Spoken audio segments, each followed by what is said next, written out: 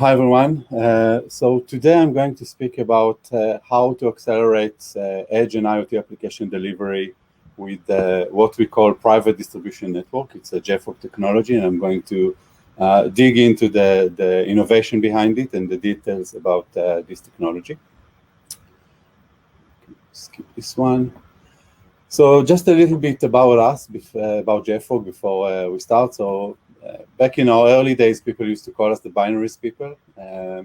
That's because we identified something that today is very clear to everyone, that when you care about the runtime and you care about software in general, the most important thing in a software release lifecycle is the binary. So your code compiles, binaries are the ones that are going to end up in your runtime. That they are also the surface that most hackers are trying to either get into or attack directly.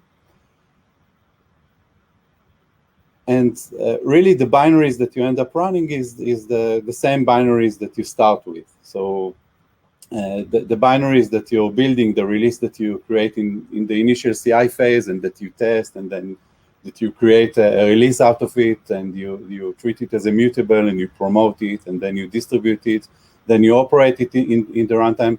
It's the same release from the get-go. And this is what we call in JFrog BinOps, and this is what JFrog is doing. We have a platform for managing this flow and metadata about your releases all across this DevOps infinity loop. And it's really the most fundamental thing in achieving a reliable and fast software delivery. And since I spoke about the runtime and the releases that have to end up in your runtime, so the race to the runtime is really a race to accelerate the distribution part of BinOps. And to do that successfully, there are challenges that we're seeing customers deal with. So first, you want to speed up the runtime deployments. Second, you want to speed up the concurrent downloads. You want to be able to handle scale. And sometimes when you have a new software release, you are in a situation where you may have thousands of clients concurrently trying to download and burst on this new release. Next, you want it to run anywhere. So you want to be able to mix and match, and you want to bring your own hardware, and you want to maybe mix it with the cloud. And you want it to be simple to set up, low cost of ownership, secure, massively scalable across the globe. And finally, you want it to be, this is something this is a very strong trend that is happening in IoT and edges, is that people realize that the software distribution to edges, or just the software release lifecycle in IoT, needs to be automated and needs to be modernized like any CI/CD today. So it needs to tightly integrate with the CI/CD systems that you may operate in-house. It needs to be package aware in terms of managing binaries that can be consumed by versions. And of course, it has to respect security policies. So these are the challenges, and we saw customers trying to build their distribution solution by themselves and struggling with that. And this is the reason that we came up with private distribution network. We call it PDN for short, for software releases, because we wanted to give you this solution in a very easy to digest and consume fashion. And private distribution network is a JFrog technology.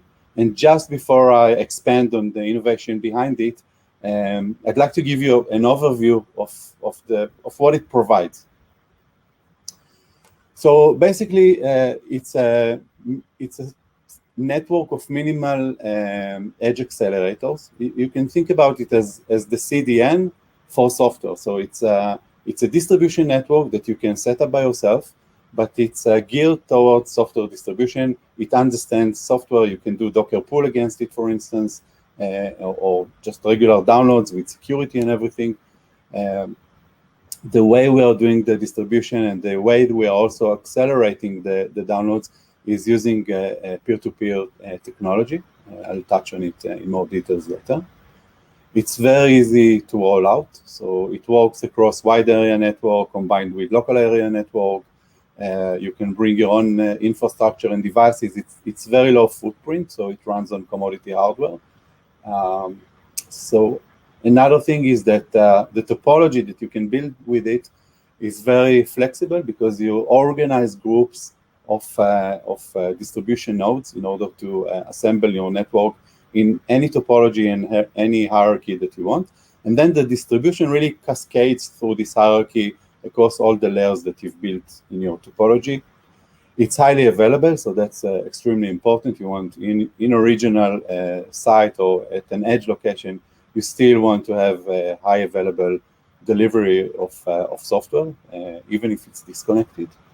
And it's very simple to set up, to operate, to apply security, to figure out what's going on, and so on. So let's dive right into it.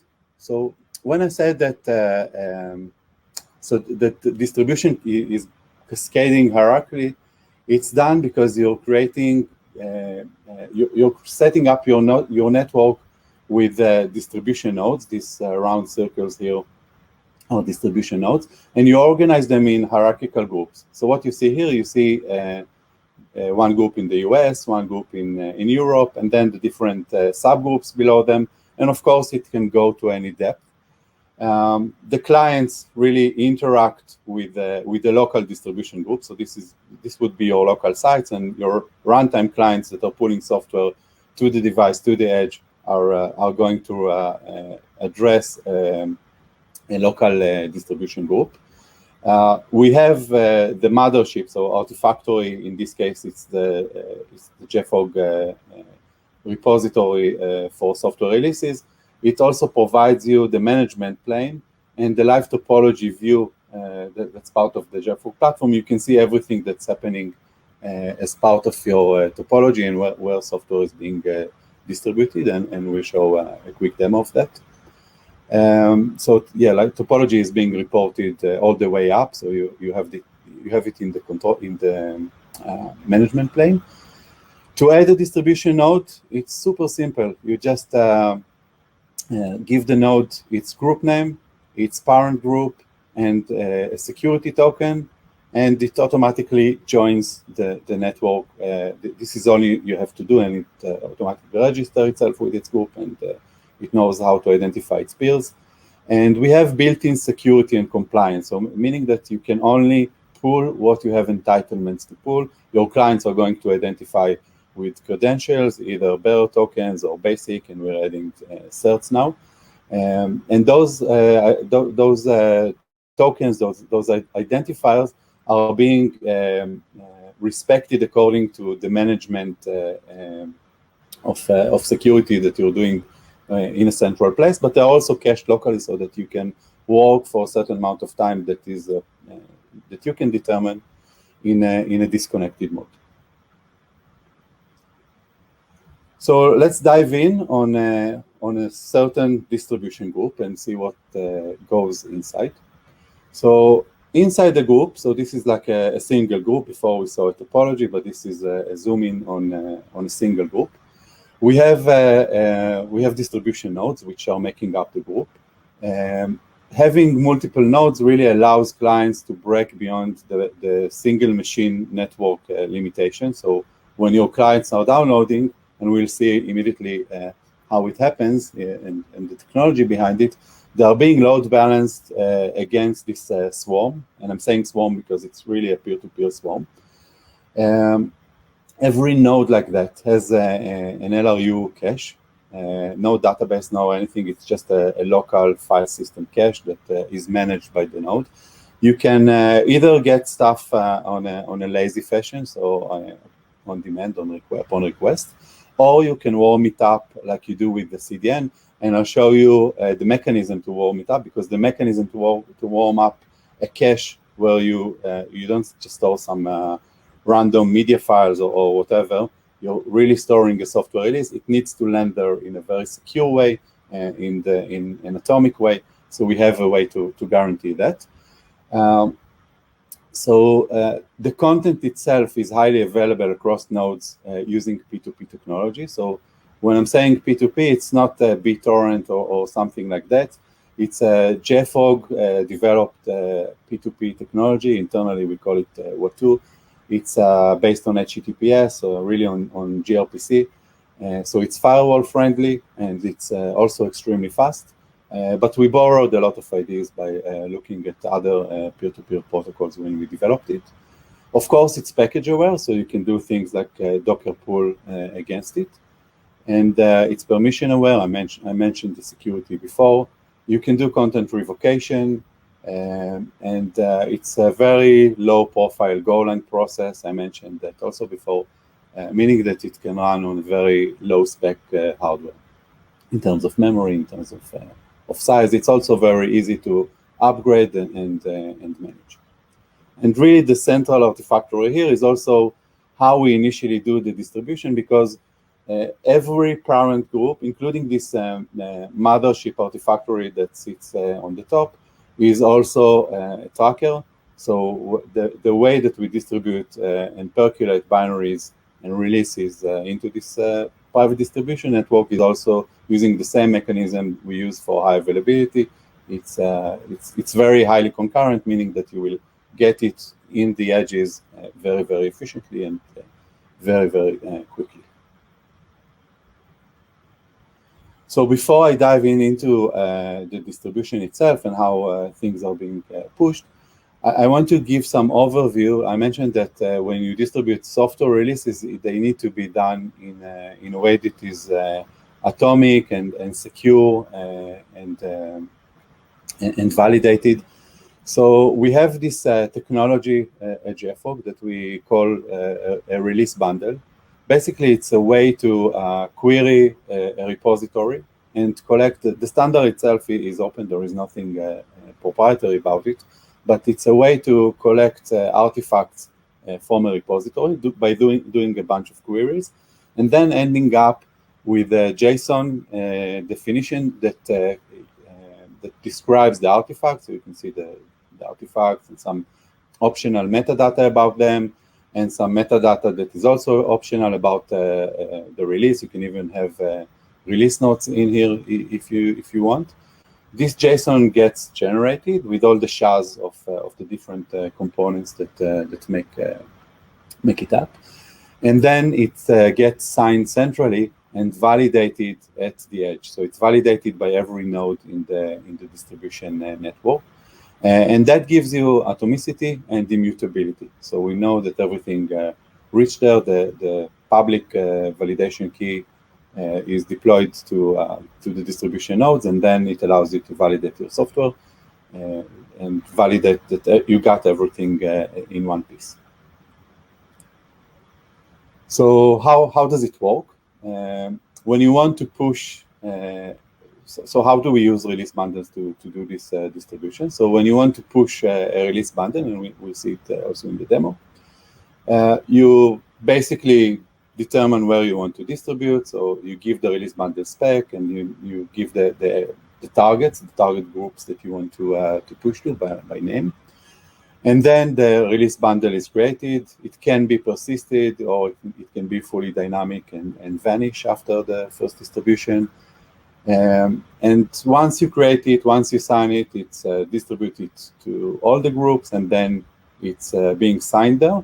And you can actually set it up so that you will not be able to even consume the software before you got the release bundle in its entirety. So the distribution nodes themselves, they are aware of the fact that they are handling release bundles, and there is some atomic group that needs to land before it can be served to clients, because you don't want to be in a situation, especially if you have some fragile network that you have to use, and you may trigger an update to a swarm, and then you find out that you're missing a few files that didn't make it to the local cache, to the distribution nodes.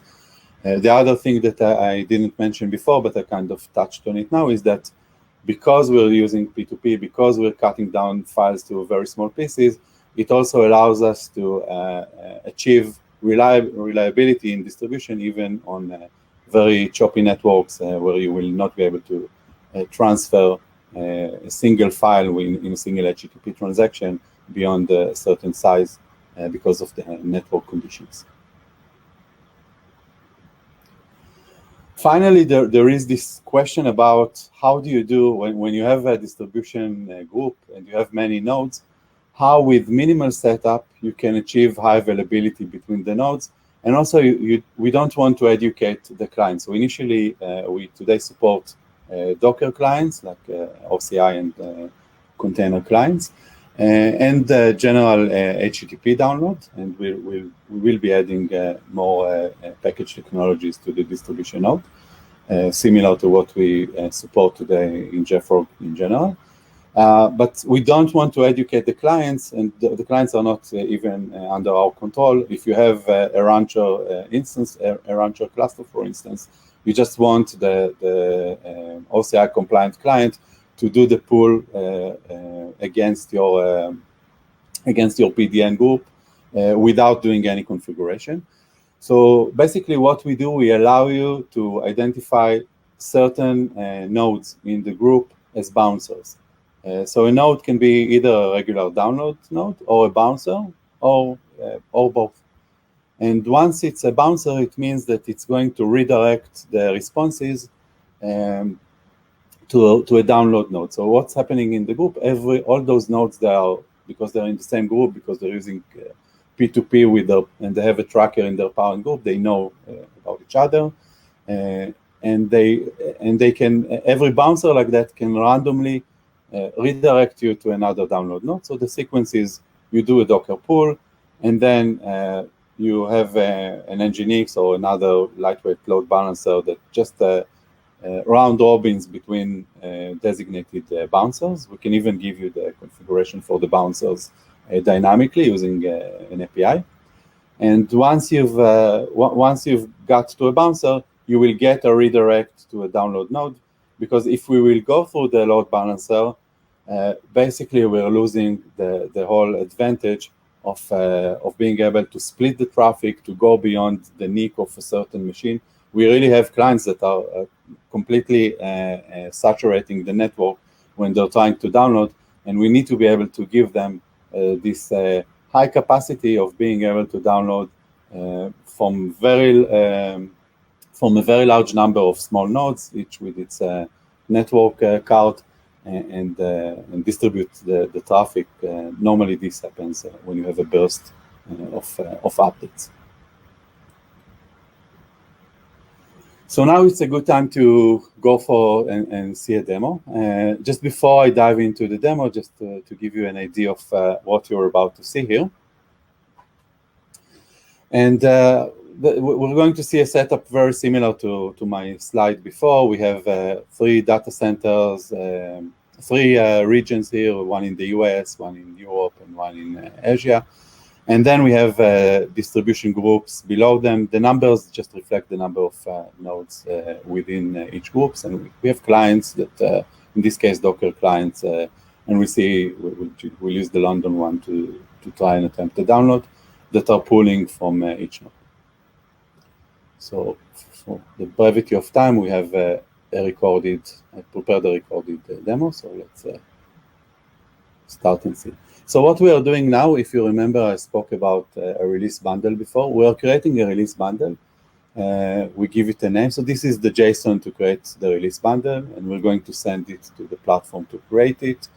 So there is a bunch of queries here that basically are collecting Docker files, in this case, to create the bundle. We send it to the platform, and then we get back the response. And you can see the different files that make up the bundle with their different SHAs and the source path in the repository, and so on. So this is the entirety that we're going to send out of distribution. In the platform, we see the bundle that we've just created. So this version 303 that we send through REST, it's not distributed. And just before we go ahead and distribute it, we're going to go into one of the clients. In this case, we'll SSH to one of the clients that is running in the London group. So we're in. This is like a runtime node that is expecting to pull from the London group an update. So we'll do a Docker pull against the distribution group, which it has the DNS name London in here. And of course, we're getting a 404 because we haven't distributed this release yet. So you can see that your clients are operating regularly. You don't have to teach them to do anything special. Now we're going to go ahead and distribute. And of course, what I'm showing here can be done, mostly it's going to be done through an API, not through the UI, but this is nicer to see in the UI. We select the nodes, so we keep selecting a few hundreds nodes. And so we end up distributing, you can see it at the bottom, to almost 600 nodes now in 7 groups. And then we're going to go ahead and hit distribute. And this is going to start a parallel process of using this P2P technology to speak with all the nodes and propagate this release bundle, this Docker file, and I think there is also some Helm file that goes along with it. And we're going to push it to the edge nodes, to the distribution groups. Let it just let it finish. That's it. And now we can go back. So we can see that it's completed, the distribution was completed, and we go back to this same instance, and we'll try the Docker pull again. And of course, now that everything is there, it's completing successfully and pulling the image. So this is, in a nutshell, how distribution work, how private distribution work. So just skip this slide. So basically, the value that it gives you a fully hybrid distribution that is very fast because of the P2P. It's ultra scalable, runs across different networks. You can warm it up like a cache. It's highly available because of the number of nodes and the load balancing. It respects permissions and security definitions. It's container and package aware, like we saw. It has auditing, so everything is reported to the mothership. You can really get, including the download logs and the distribution logs. You can see them in the console. Very light cost of ownership, and this is basically what PDN is all about. The reason we did it is basically because the distribution problem is a hard problem to solve, and we wanted to give customers the ability to take this pain away and just automate everything as part of a modern CI/CD platform. So this is it. Darren, I'm not sure if we have any questions or if we have time for questions. We have maybe time for maybe one question, but Yoav, thank you for that presentation. Very, very impressive. Amazing company. Thank you. So one question was, how do JFrog and Zadida work together? Any use cases? Yeah, so actually, I know that Roman is working closely. There is a lot of completion between the companies. Like Zadida is taking care of the runtime, and really, it can trigger from the PDN a download once you have your software closer to your runtime host. Zadida can be the entity that just pulls it, like we saw now in the demo, based on triggering an update from the Zadida cloud. So I know that we are working together right now. I'm not sure exactly at which point it is, but I know there's collaboration based on this natural completion. It's two parts of the same problem that you have to solve. Perfect. That's great. Yeah, so stay tuned, everyone. More to come.